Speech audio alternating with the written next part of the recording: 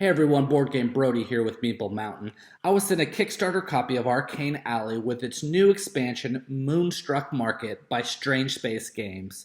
The base game pictured here is the final produced copy, while the expansion is a prototype. Let me do a quick rundown of the base game in case you don't own it and might be interested, as you should be. Players are wizard merchants dedicated to selling the best of the best enchanted curiosities.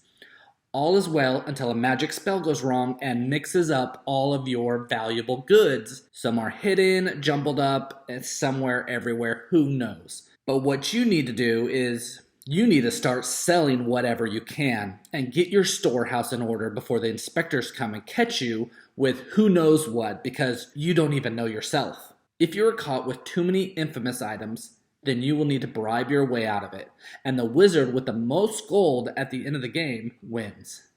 Now each player has a 3x3 grid of random cards that you don't know, and your goal is to rearrange your storehouse and sell items as fast as you can. And to do this, you'll need to make sets of 3 cards, either vertically, horizontally, or diagonal.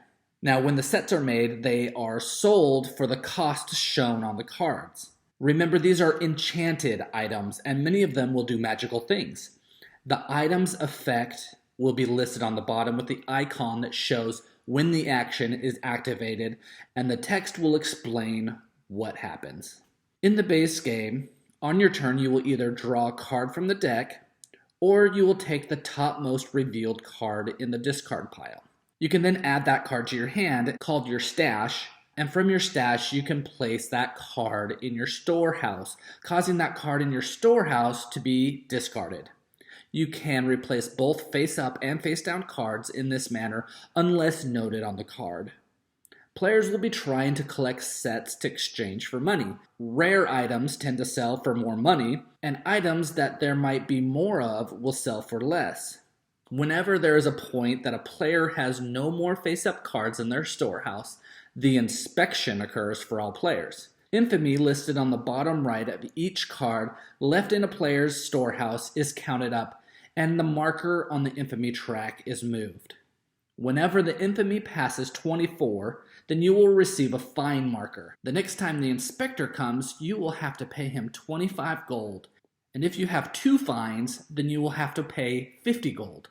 Man, that's a lot of gold. The game plays in 3 rounds, and whoever does the best reorganizing and finding precious items for their storehouse will be rewarded with gold, and again, whoever has the most gold at the end of the game wins. The game is all about finding the best way to get rich while being careful to not be caught with too many infamous items that will land you bankrupt. Strange Space Games has decided to release an expansion that makes the game even better. I will get to how very soon, but let's first see what this expansion adds to the game. 2 wizard cards with new abilities, new items, and a new deck. Many of the new items are moon items that mix with the old items. If you visit this section in the rulebook about how you combine the item decks, it'll explain what cards should be included from each deck, depending on the number of players playing in the game. Also note that the new player aid card shows all of these items as well. A new market. Players can now spend gold to buy an item instead of drawing from the deck or discard. This provides more options for the current player. The market board will be added at the beginning of the game, and 3 cards will start out in each of the 3 different slots. The deck will be placed to the left, and the discard will be on the right. So instead of drawing randomly from the deck or by drawing from the 1 top card on the discard pile, you will now be able to pay 1, 2, or 3 gold to add the indicated item to your stash. This will be done in place of your draw action. After a card is bought from the market, cards will slide to the right, and the new card from the deck will be revealed and placed in the 3 gold coin slot face up. New moon phases that includes new ways to make sets. The game comes with a moon die that tracks what phase the moon is currently on.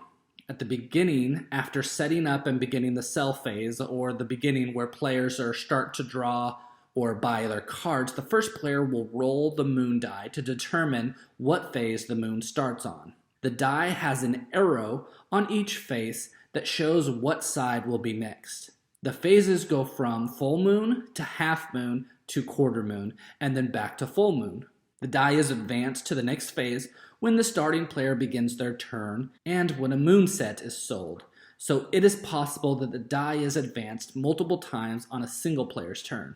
Once the inspection phase occurs, the moon phase is locked. Each round, the moon die will be re-rolled by the starting player. So now, moon items can also now make sets.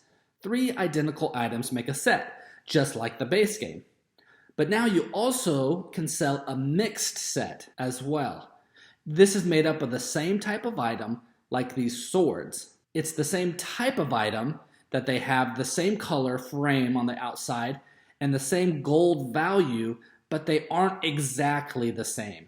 This is called a mixed set. A third type of set that you can now make is a moon set. This set will include cards that have the same moon icon on them, and the moon icon on the die will have to match the phase on the cards to be able to sell it. So when selling a set this way, you will gain gold equal to the gold of the cheapest item. Also, if a card has an effect or there's multiple effects when it's sold, then you resolve them in any order that you would like. Lastly, new item effects on cards modifies the game like this icon here.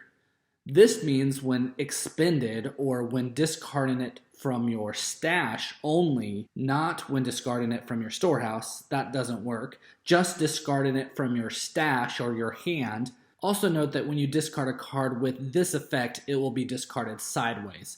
The next player is able to pick up that card from the discard pile as normal, but cannot be expended the same turn for its effect.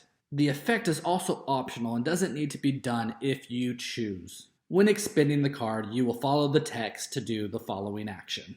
This is another example of some new effects. These icons all have a green circle with a question mark inside. This means that when Moonstruck, this modifies the indicated effect stated on the card. So there will be a normal effect, but if the moon die matches the moon icon on the card, then it will be enhanced as it's Moonstruck. Each of these will say and, or instead.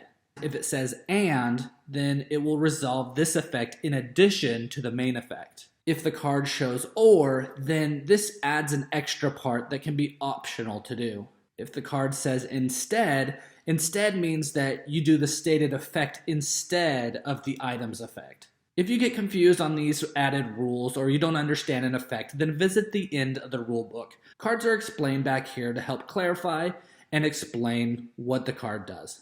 All the changes in the game I feel like really help the game become what it should be while keeping what makes the game great and fun.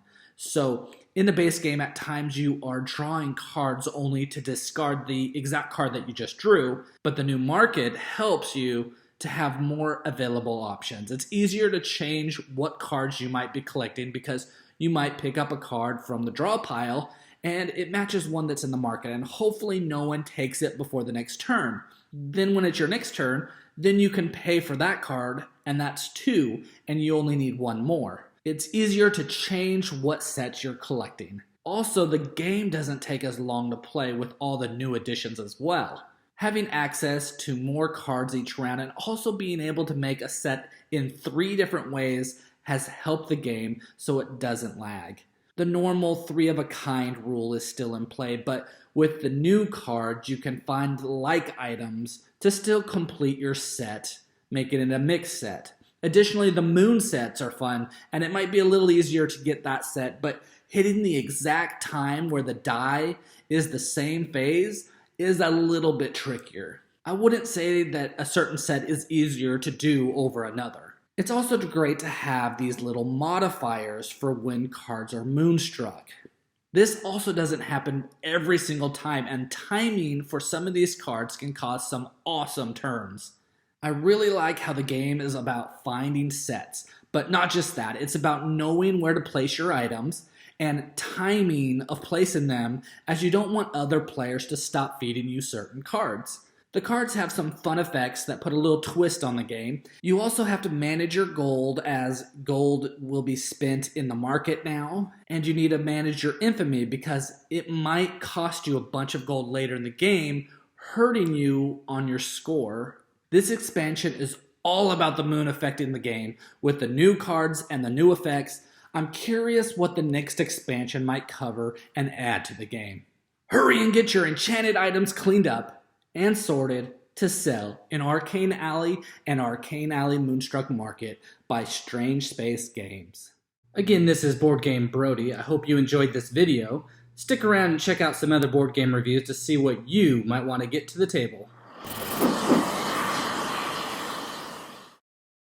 What would you do with a talking toad?